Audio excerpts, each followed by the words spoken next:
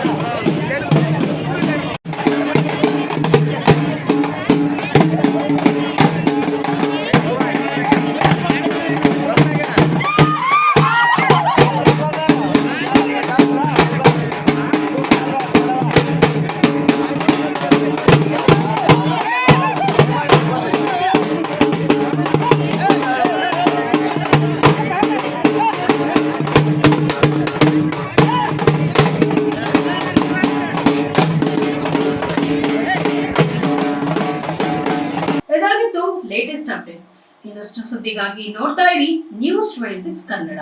ನಾವು ನಿಮ್ಮೊಂದಿಗೆ.